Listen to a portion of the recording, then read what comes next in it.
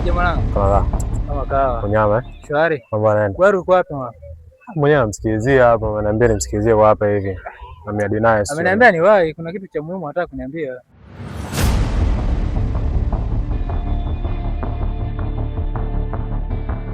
Bwana yuko wapi Ugwalo?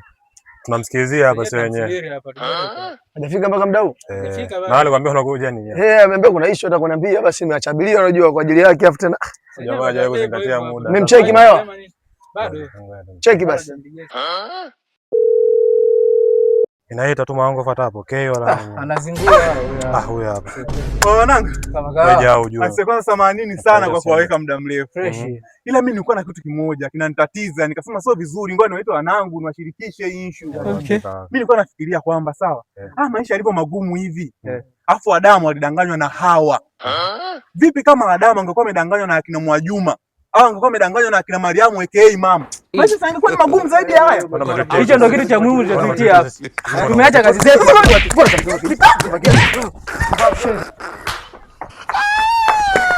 Wewe vipi? Umeiba eti? Umeiba? Mbona kimbia? Nini? Na mimi sijaiba, wale ni wenzangu. Mimi nilikuwa nawaambia tu sasa. Asa wenzako mbona wakimbia? Mimi nilikuwa nawaambiaje? Kama maisha yalivyo magumu hivi. Alafu Adamu alidanganywa tu na Hawa. Je, Adamu angekuwa amedanganywa na akina Mariamu mama wa akina Mwajuma, sasa ingekuwa ni magumu zaidi ya haya. Ngoja, wewe ni chizi? Hamna. Mbona chizi? Chizi kabisa hili. Kwa nini mmemwacha sasa, mnamwacha na huyu chizi wa Milembe ujue huyu. What it be this? Mimi watu nawaambia Adamu angekuwa amedanganywa na akina Mariamu, maisha yangekuwa magumu zaidi ya haya. Wanyawa nielewe.